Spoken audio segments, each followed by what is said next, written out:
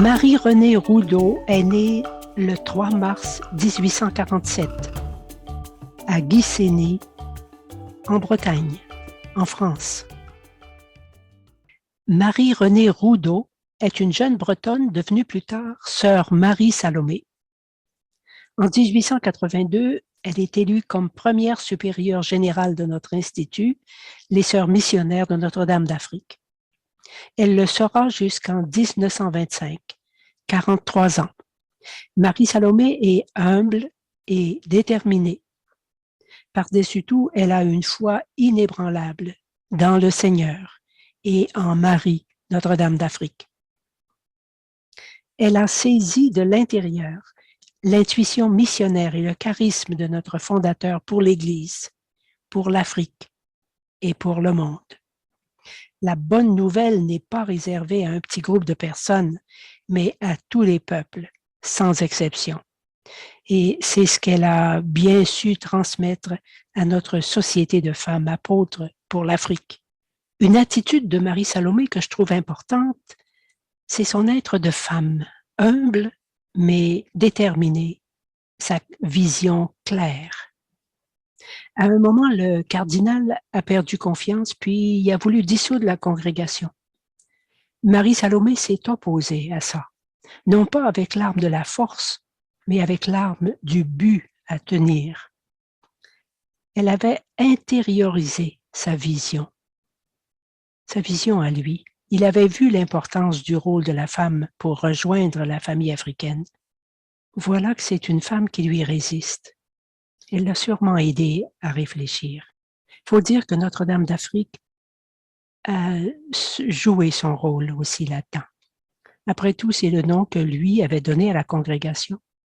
Et c'est aussi à Notre-Dame d'Afrique que Marie-Salomé avait voué sa vie. Elle n'a donc pas fait ce refus au cardinal sans la consulter. Ça lui a été très douloureux, mais c'est dans cette confiance qu'elle a été capable de persister ou de résister, c'est-à-dire de voir au-delà de son humeur ou de son découragement. Et lui, le cardinal, voyant ça, il a été capable aussi de retrouver sa vision. C'est pour ça qu'on dit que c'est grâce à la ténacité de Marie-Salomé que la congrégation a survécu. Je dirais même que pour aujourd'hui, aussi bien dans l'Église que dans la société, Marie-Salomé serait un modèle de relation constructive entre hommes et femmes. Il y a la force de l'initiateur, mais il y a aussi la force du porteur ou de la porteuse du projet jusqu'à son fruit. Ce que j'admire chez Mère Marie-Salomé, c'est son courage et sa détermination à accomplir la volonté de Dieu. Lorsqu'elle se rend compte que c'est la volonté de Dieu, rien ne l'empêche. Quand je pense à Mère Marie-Salomé, je rends grâce à Dieu pour son amour pour notre congrégation. Et je vois que dans toutes les Écritures, que c'était sa première occupation, son amour pour Dieu, pour Jésus et pour les sœurs. Elle a beaucoup soutenu nos sœurs pour pouvoir continuer la mission et elle continue à prier pour nous. Et nous aussi aujourd'hui, nous pouvons utiliser les Écritures pour nous aider à vivre bien la mission auquel nous sommes appelés.